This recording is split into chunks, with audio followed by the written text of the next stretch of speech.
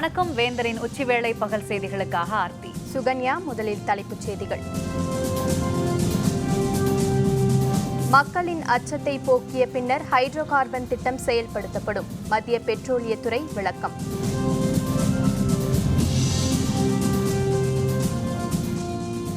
RK நகரில் 3 மணிக்கு பிறகு இறுதி வேட்பாளர் பட்டியல். எந்திரமா வாக்குச்சீட்டா என இன்று மாலை முடிவு. ஆர்கே நகரில் பண விநியோகத்தை தடுக்க ஸ்டாலின் வலியுறுத்தல். சிறந்த தொகுதியாக மாறும் என தினகரன் உறுதி.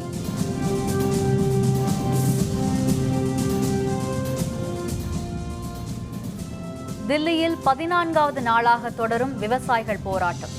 இந்திய கம்யூனிஸ்ட் மற்றும் வட மாநில விவசாயிகள் ஆதரவு.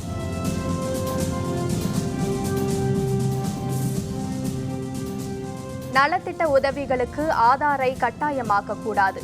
மத்திய அரசுக்கு உச்சநீதிமன்றம் அறிவுறுத்தல். நெடுவாசல் மக்களின் சந்தேகங்களை தீர்த்த பின்னரே ஹைட்ரோ கார்பன் திட்டப்பணிகள் தொடங்கும் என பெட்ரோலிய அமைச்சகம் தெரிவித்துள்ளது. தமிழகத்தின் நெடுவாசல், புதுவையின் காரைக்கால் உள்பட நாட்டின் 31 இடங்களில் எரிவாயு எடுக்கும் பணியை தனியாரிடம் அளிக்க மத்திய அரசு திட்டமிட்டுள்ளது. இதில் 31 ஒப்பந்ததாரர்களுக்கு விடப்பட்ட ஏலத்துக்கான ஒப்பந்தம் தில்லி தாஜ்மான் சிங் நட்சத்திர உணவகத்தில் இன்று கையெழுத்தாக உள்ளது. இந்த நிகழ்ச்சிக்கு பெட்ரோலியத்துறை அமைச்சர் தர்மேந்திர பிரதான் தலைமை தாங்க உள்ளார். இந்நிலையில் மத்திய அரசின் சார்பில் பெட்ரோலியத்துறை வெளியிட்டுள்ள அறிக்கை ஒன்றில் ஹைட்ரோ கார்பன் திட்டம் தொடர்பாக தமிழக அரசுக்கு கடிதம் எழுதப்பட்டுள்ளது என்றும் இந்த திட்டம் தொடர்பான சந்தேகத்தை தமிழக அரசு தீர்க்கும் என்றும் கூறப்பட்டுள்ளது. நெடுவாசல் பகுதி மக்களின் அச்சத்தை போக்கிய பின்னரே இந்த திட்டப்பணிகள் தொடங்கப்படும் எனவும் அதில் தெரிவிக்கப்பட்டுள்ளது. சென்னை ராதாகிருஷ்ணன் நகர் இடைத்தேர்தலில் போட்டியிடும் இறுதி வேட்பாளர்கள் பட்டியல் இன்று மாலை வெளியிடப்படுகிறது. சென்னை ராதாகிருஷ்ணன் நகர் தொகுதி இடைத்தேர்தல் அடுத்த மாதம் 12ஆம் தேதி நடைபெறவுள்ளது. இதற்காக கடந்த 16ஆம் தேதி தொடங்கிய வேட்புமனு தாக்கல் 23ஆம் தேதி முடிவடைந்தது. மொத்தம் 127 மனுக்கள் பெறப்பட்டு அதில் 45 மனுக்கள் நிராகரிக்கப்பட்டன. முக்கிய வேட்பாளர்களின் மனுக்கள் உள்பட 82 மனுக்கள் ஏற்கப்பட்டன. மனுக்களை திரும்ப பெற இன்று கடைசி நாள் என்ற நிலையில் 2 சுயேட்சைகள் மனுக்களை திரும்ப பெற்றுள்ளனர். இறுதி வேட்பாளர்கள் பட்டியல் இன்று மாலை வெளியாகிறது. ஆர்கே நகரில் பண விநியோகம் நடைபெறுவது தொடர்பாக திமுக வழக்கறிஞர்கள் அளித்துள்ள புகாரின் பேரில் தேர்தல் ஆணையம் நடவடிக்கை எடுக்கும் என அந்த கட்சியின் செயல் தலைவரும் எதிர்க்கட்சித் தலைவருமான ஸ்டாலின் நம்பிக்கை தெரிவித்துள்ளார். சென்னை கொளத்தூர் தொகுதிக்குட்பட்ட பகுதிகளில் பல்வேறு காரணங்களால் உயிரிழந்தவர்களின் குடும்பத்தினரை நேரில் சந்தித்து ஸ்டாலின் ஆறுதல் கூறினார். பின்னர் செய்தியாளர்களுடன் பேசிய அவர், தில்லியில் பல நாட்களாக தமிழக விவசாயிகள் போராட்டத்தில் ஈடுபட்டுள்ளதை சுட்டிக்காட்டினார். அவர்களை தமிழக முதல்வரோ அமைச்சர்களோ நேரில் சென்று சந்திக்காதது வேதனை அளிப்பதாக தெரிவித்தார். விவசாயிகள் பிரச்சினைக்கு முடிவு காண நடவடிக்கை எடுக்க வேண்டும் என வலியுறுத்தினார். நாளை மாலை ராதாகிருஷ்ணன் நகர் தொகுதியில் நடைபெறும் பொதுக்கூட்டத்தில் திமுக வேட்பாளரை ஆதரித்து கூட்டணி கட்சி தலைவர்கள் பிரச்சாரம் செய்வார்கள் என ஸ்டாலின் கூறினார்.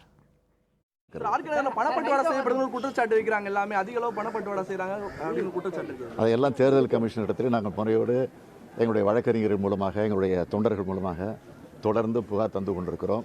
உரிய நடவடிக்கை எடுக்க வேண்டும் என்று கேட்டுக்கொண்டிருக்கிறோம். எடுப்பார் நம்பிக்கை எங்களுக்கு இருக்கிறது.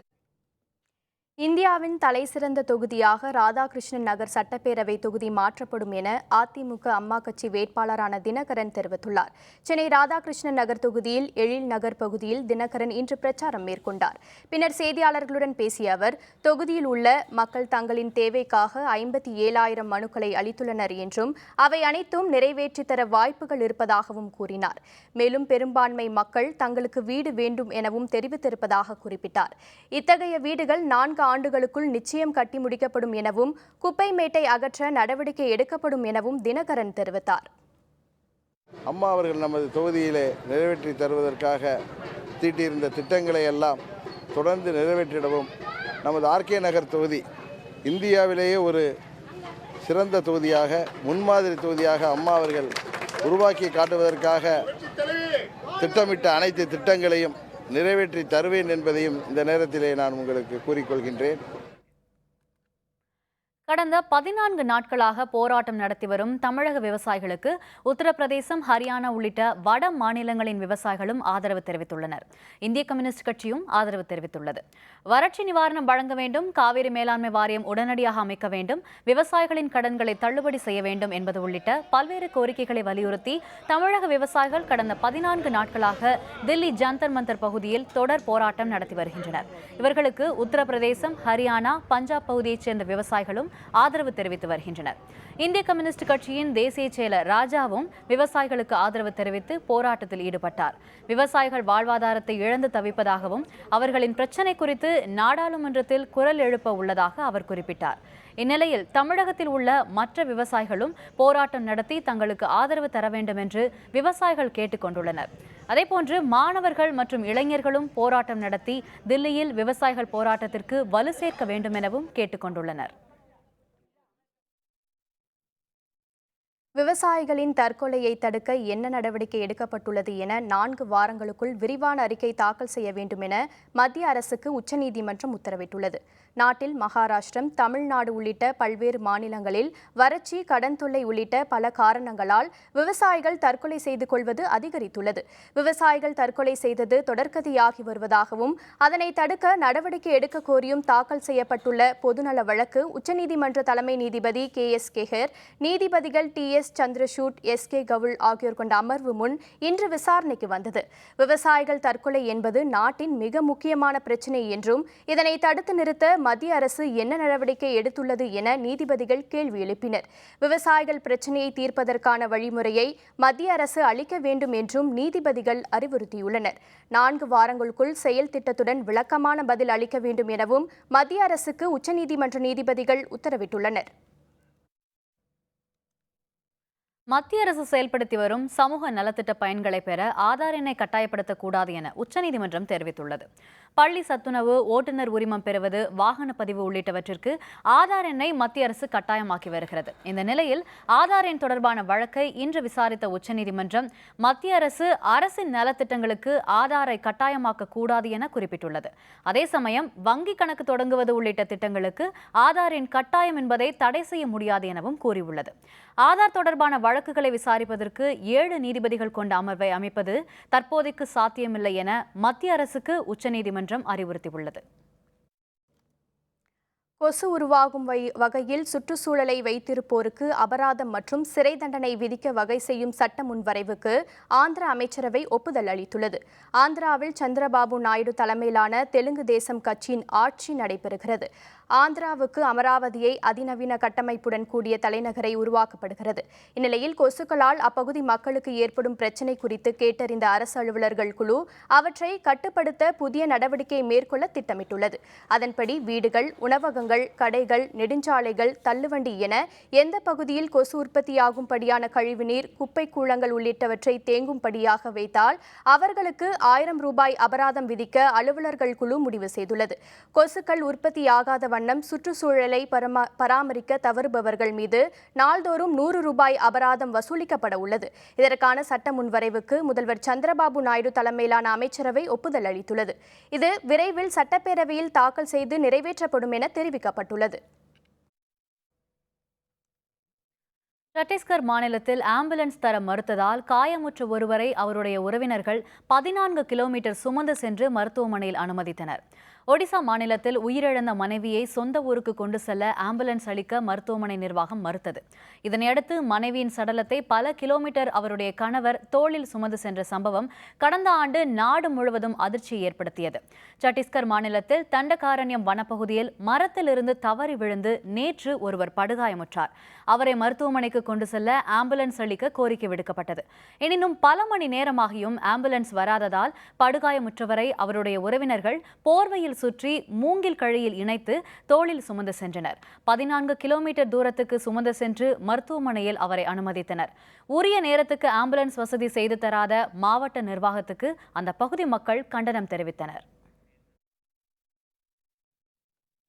விவசாயிகளின் கோரிக்கைகளை நிறைவேற்ற வேண்டும். மத்திய அரசுக்கு வைகோ, GK வாசன் வலியுறுத்தல். விவரம் விளம்பர இடைவெளிக்கு பிறகு.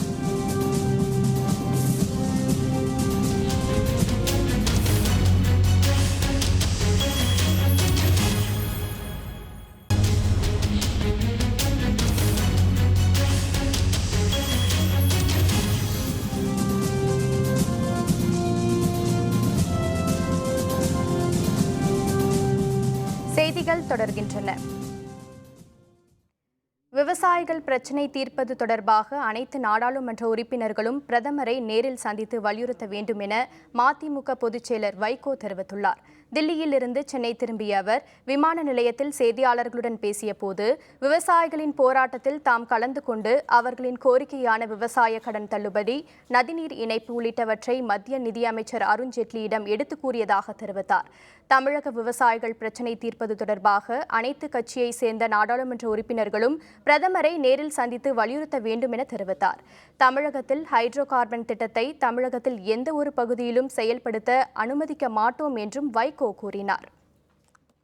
அதிமுக எம்பிக்கள், திமுக எம்பிக்கள் தனித்தனியாகவாவது மொத்தமாக சென்று அவர்களை சந்தித்து அவர்களுடைய கோரிக்கைகளை நாடாளுமன்றத்தில் கவன ஈர்ப்பு தீர்மானம் கொண்டு வந்து எடுத்து வையுங்கள். பிரதமரை சந்திப்பதற்கு நீங்கள் மொத்தமுள்ள அத்தனை நாடாளுமன்ற உறுப்பினர்களும் பிரதமரிடம் அவர்கள் பிரதிநிதியை சந்திப்பதற்கு நீங்கள் நேரம் ஒதுக்க வேண்டும் என்று எல்லா எம்பிக்களும் போய் கேளுங்கள்.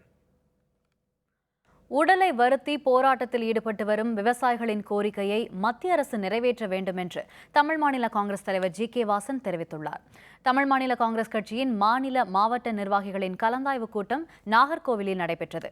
கூட்டத்தில் கட்சியின் தலைவர் ஜி.கே. வாசன் கலந்து கொண்டார். முன்னதாக செய்தியாளர்களை சந்தித்து பேசிய அவர், உள்ளாட்சி தேர்தல் கூட்டணி பற்றி தேர்தலுக்கு முன்னர் முடிவெடுக்கப்படும் என்று தெரிவித்தார். விவசாயிகளின் கோரிக்கைகளை நிறைவேற்றாமல் மத்திய மாநில அரசுகள் வேடிக்கை பார்ப்பதாக அப்போது அவர் குறிப்பிட்டார். காவிரி மேலாண்மை வாரியம், ஒழுங்காற்று குறை என்று பல்வேறு நியாயமான கோரிக்கைகளை வலியுறுத்தி இருக்கிறார்கள். விவசாயிகள் நீண்ட நாட்களாக தொடர் போராட்டத்தில் இருந்து பல்வேறு விதமான போராட்டங்களை நடத்தி தங்களுடைய உடலை வருத்தி கொண்டிருக்கிறார்கள். மத்திய மாநில அரசு அவர்களுடைய நியாயமான கோரிக்கைகளுக்கு செவி சாய்க்க வேண்டும். வடசென்னை மற்றும் வள்ளூர் தேசிய அனல்மின் நிலையத்தில் கொதிகலன் குழாயில் ஏற்பட்ட கசிவு காரணமாக 710 மெகாவாட் மின் உற்பத்தி பாதிக்கப்பட்டுள்ளது. திருவள்ளூர் மாவட்டத்திலுள்ள அத்திப்பட்டில் இருக்கும் வடசென்னை அனல்மின் நிலையத்தில் முதலாவது நிலையில் 3 அலகுகளில் தலா 210 மெகாவாட் மின் உற்பத்தியும், இரண்டாவது நிலையில் 2 அலகுகளில் தலா 600 மெகாவாட் மின் உற்பத்தியும் செய்யப்படுகிறது. முதல் நிலையில் உள்ள முதலாவது அலகில் கொதிகலன் குழாயில் கசிவு ஏற்பட்டதை அடுத்து 210 மெகாவாட் மின் உற்பத்தி பாதிக்கப்பட்டுள்ளது. இதேபோன்று வள்ளூரில் உள்ள அனல் மின் நிலையத்தில் 3 அலகுகளில் தலா 500 மெகாவாட் மின்சாரம் உற்பத்தி செய்யப்படுகிறது. இந்த நிலையில் முதல் அலகில் கொதிகலன் குழாய் பழுது ஏற்பட்டதால் அந்த அலகில் உற்பத்தி செய்யப்பட்டு வந்த 500 மெகாவாட் மின் உற்பத்தி பாதிக்கப்பட்டுள்ளதாக அனல் மின் நிலைய அலுவலர்கள் தெரிவித்துள்ளனர். கொதிகலனின் பழுது நீக்கும் பணிகளில் மின் ஊழியர்கள் தீவிரமாக ஈடுபடுத்தப்பட்டுள்ளதாகவும் விரைவில் மின் உற்பத்தி தொடங்க தேவையான நடவடிக்கைகள் எடுக்கப்பட்டு வருவதாகவும் தெரிவிக்கப்பட்டுள்ளது. இலங்கையிலிருந்து கடத்தி வரப்பட்ட 16 கிலோ தங்கத்தை ராமநாதபுரத்தில் மத்திய வருவாய் புலனாய்வுத்துறை அலுவலர்கள் பறிமுதல் செய்தனர். இது தொடர்பாக ஒருவர் கைது செய்யப்பட்டுள்ளார். இலங்கையிலிருந்து தங்கம் கடத்தி வரப்படுவதாக கிடைத்த ரகசிய தகவலின் அடிப்படையில் ராமநாதபுரத்தில் மத்திய வருவாய் புலனாய்வுத்துறை அலுவலர்கள் தீவிர வாகன தணிக்கையில் ஈடுபட்டனர். அப்போது கிழக்கு கடற்கரை சாலையில் நடத்தப்பட்ட சோதனையில் தேவக்கோட்டை நோக்கி சென்ற வேன் நிறுத்தப்பட்டு தணிக்கை செய்யப்பட்டது. அப்போது அதில் 16.5 கிலோ தங்கம் மறைத்து வைக்கப்பட்டிருந்தது தெரியவந்தது. இதையடுத்து இலங்கையைச் சேர்ந்த சந்தோஷ் என்பவரை கைது செய்த அலுவலர்கள் தங்கத்தையும் வேனையும் பறிமுதல் செய்தனர்.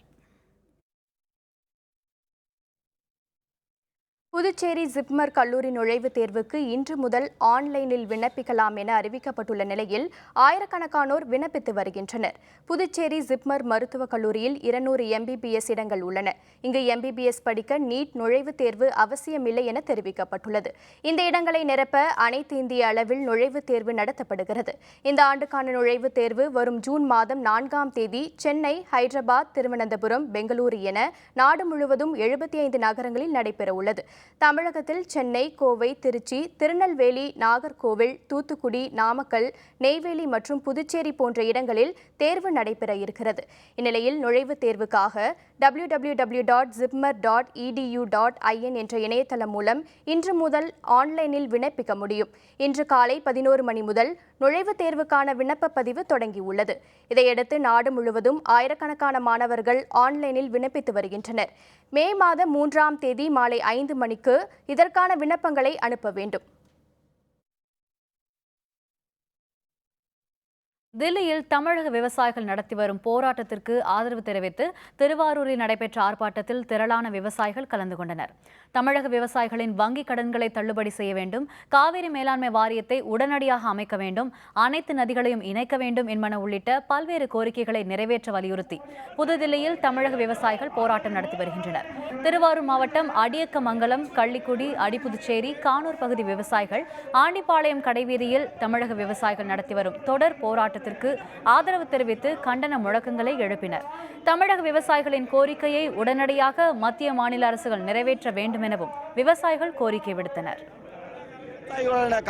நிலைமையை போக்குவதற்காக காவிரி மேலாண்மை வாரியம் அமைக்க வேண்டும், தமிழக அரசு கேட்கின்ற வறட்சி நிவாரண நிதியை கொடுக்க வேண்டும். இது போன்ற நியாயமான கோரிக்கை, நடைமுறைப்படுத்தக்கூடிய கோரிக்கைகள் தான். இதற்கு மத்திய அரசு செவி சாய்க்கவில்லை. இதை நாங்கள் வன்மையாக கண்டிக்கிறோம். தமிழகம் முழுவதும் உள்ள விவசாயிகளை ஒன்று திரட்டி மிகப்பெரிய போராட்டங்களை தமிழ்நாடு முழுவதும் நடத்த இருக்கிறோம் என்பதை இந்த அரசுக்கு தெரிவித்துக் கொள்கிறோம். ராதாகிருஷ்ணன் நகர் சட்டப்பேரவை தொகுதியில் வாக்காளர்களுக்கு பணம் வழங்குவதை தடுக்க நடவடிக்கை எடுக்க கோரி தமிழக தலைமை தேர்தல் அலுவலரிடம் திமுக சார்பில் புகார் மனு அளிக்கப்பட்டுள்ளது.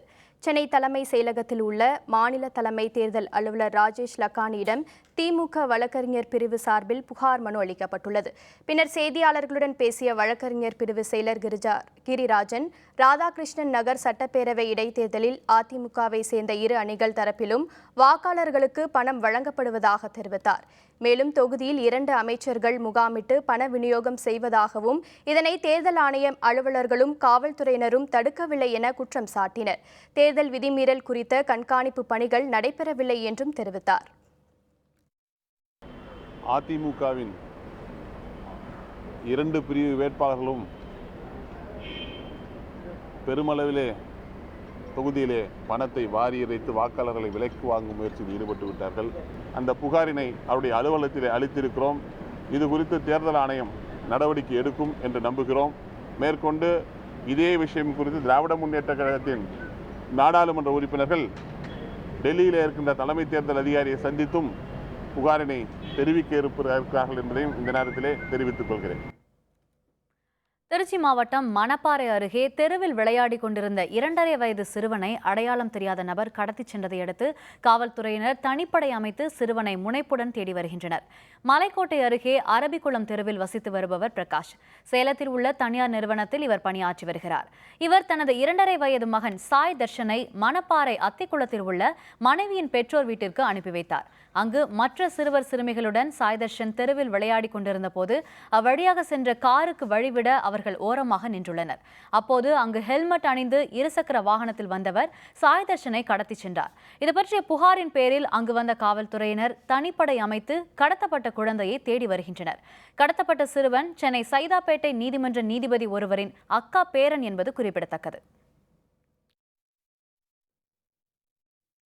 ஈரோடு மாவட்டம் கோபிச்செட்டிப்பாளையம் அருகே பவானிசாகர் அணை நீர்த்தேக்க பகுதியில் அனுமதியின்றி பம்பு செட்டுகள் அமைத்து தண்ணீர் எடுப்பதை தடுக்க பொதுப்பணித்துறையினர் இதற்கான விவசாயிகள் அமைத்திருந்த குடிசைகளை அகற்றினர்.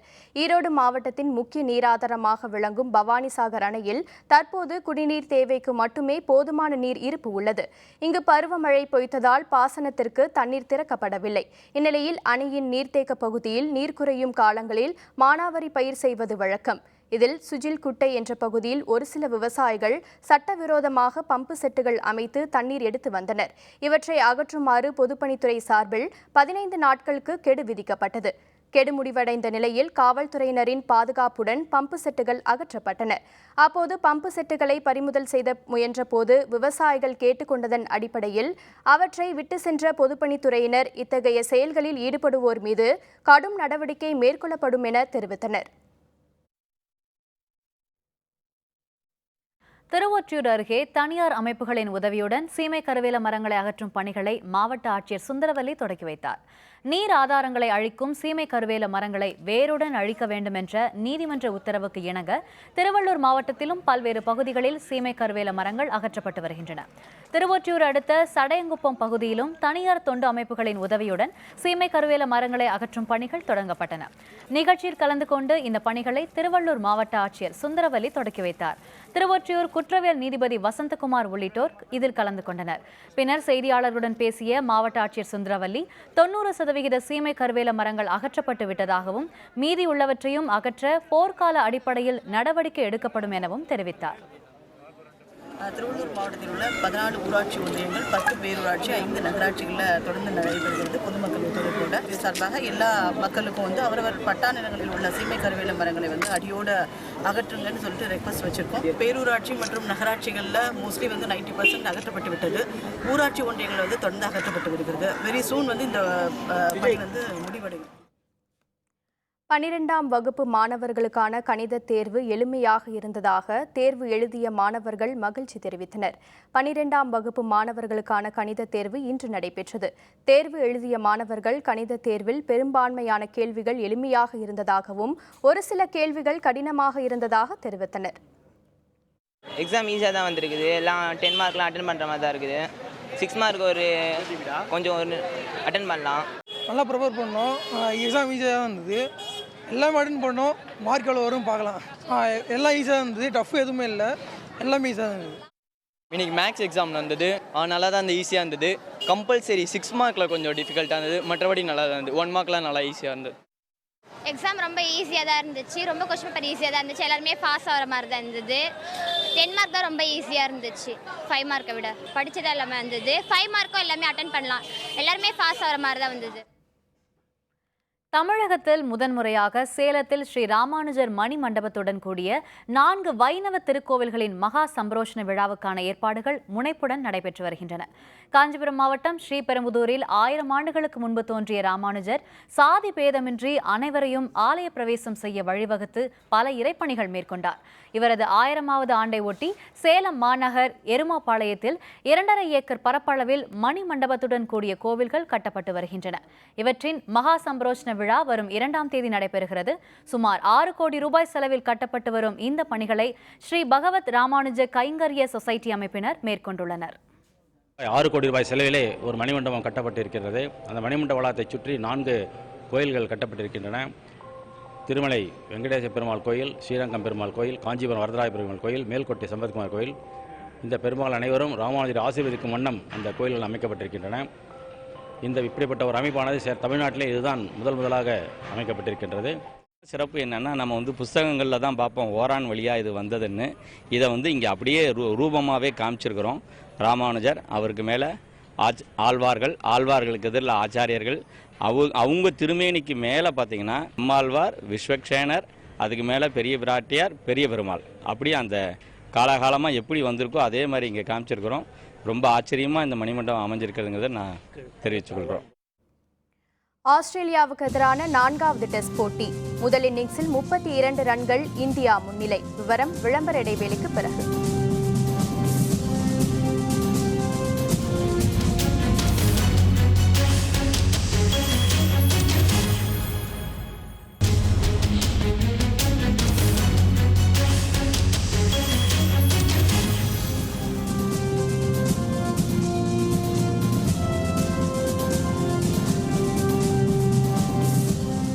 செய்திகள் தொடர்கின்றன. இனி அயலக செய்திகள்.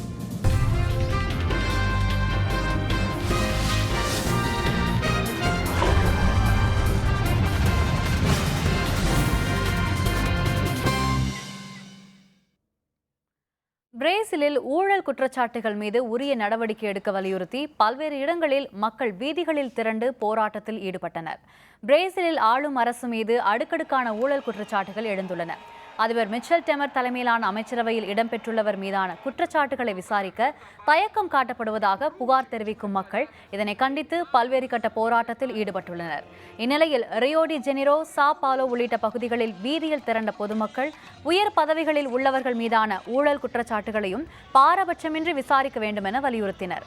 ஊழலுக்கு எதிரான வாசகங்கள் அடங்கிய பதாகைகளை ஏந்தியவாறு பல்லாயிரக்கணக்கான மக்கள் இந்த போராட்டத்தில் பங்கேற்றனர்.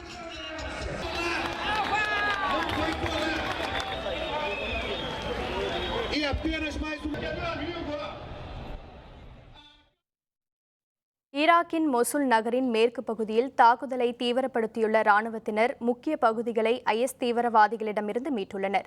ஈராக்கில் ஐஎஸ் தீவிரவாதிகளின் முக்கிய தலைமையிடமான மொசுலை முற்றிலும் கைப்பற்றும் முனைப்பில் ஈராக் ராணுவத்தினர் வியூகம் வகுத்து தாக்குதல் நடத்தி வருகின்றனர். வழிநெடுங்கிலும் உள்ள பகுதிகளை கைப்பற்றி வரும் ராணுவத்தினர் தொடர்ந்து முன்னேறி வருகின்றனர். இந்நிலையில் மொசுலின் மேற்கு பகுதியில் பொதுமக்களுக்கு பாதிப்பு ஏற்படாத வகையில் வான்வழி தாக்குதலையும் சக்தி வாய்ந்த ஆயுத பயன்பாட்டையும் அந்நாட்டு ராணுவம் நிறுத்தியுள்ளது. ஒவ்வொரு பகுதியாக தீவிரவாதிகளை எதிர்கொண்டு வீழ்த்தி வரும் ராணுவத்தினர் முக்கிய பகுதிகள் பலவற்றை தங்களது கட்டுப்பாட்டுக்குள் கொண்டு வந்தனர். இதனால் ஐஎஸ் தீவிரவாதிகளுக்கு பெரும் பின்னடைவு ஏற்பட்டது.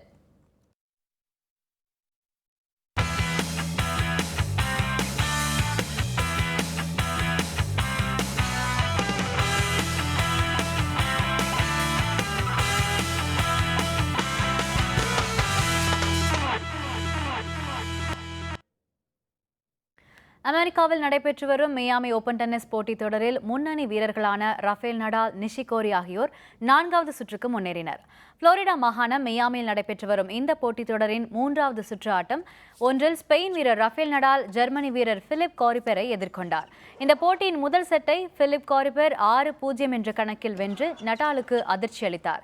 இதையடுத்து சுதாரித்துக் கொண்ட ரஃபேல் நடால் அதிரடியாக விளையாடி அடுத்தடுத்த செட்களை 6-2, 6-3 என்ற கணக்கில் வென்று 4வது சுற்றுக்கு முன்னேறினார். மற்றொரு போட்டியில் ஸ்பெயின் வீரர் பெர்னாண்டோ வெட்டாஸ்கோவை எதிர்கொண்ட ஜப்பான் வீரர் கெய் நிஷிகோரி 7-6, 6-7, 6-1 என்ற கணக்கில் வெற்றி பெற்று அடுத்த சுற்றுக்கு தகுதி பெற்றார். தர்மசாலாவில் நடைபெற்று வரும் ஆஸ்திரேலியாவுக்கு எதிரான போட்டியில் இந்திய அணி முன்னிலை பெற்றுள்ளது. ஹிமாச்சல பிரதேச மாநிலம் தர்மசாலாவில் நடைபெற்று வரும் இந்த போட்டியில் டாஸ் வென்று முதலில் களமிறங்கிய ஆஸ்திரேலிய அணி 300 ரன்களுக்கு ஆட்டமிழந்தது.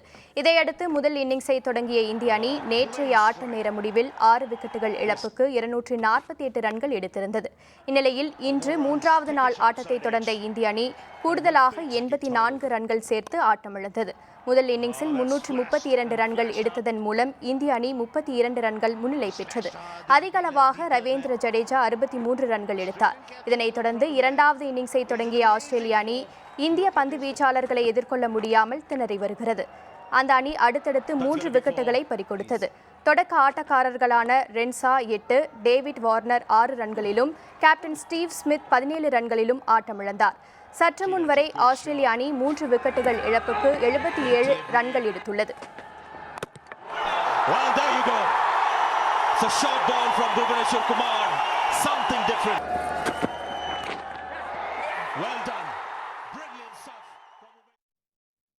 மீண்டும் தலைப்புச் செய்திகள். மக்களின் அச்சத்தை போக்கிய பின்னர் ஹைட்ரோ கார்பன் திட்டம் செயல்படுத்தப்படும். மத்திய பெட்ரோலியத்துறை விளக்கம். ஆர்கே நகரில் 3 மணிக்கு பிறகு இறுதி வேட்பாளர் பட்டியல்.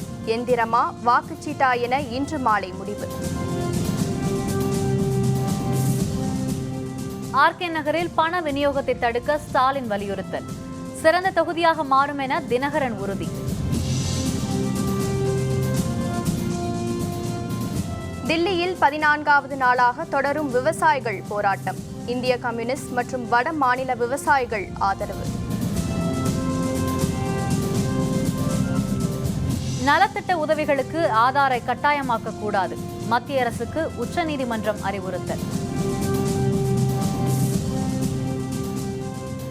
இத்துடன் வேந்தரின் உச்சிவேளை பகல் செய்திகள் நிறைவடைந்தன. மீண்டும் மாலை 6 மணிக்கு வேந்தரின் அந்திமாலை குறுஞ்செய்திகளில் சந்திப்போம். வணக்கம்.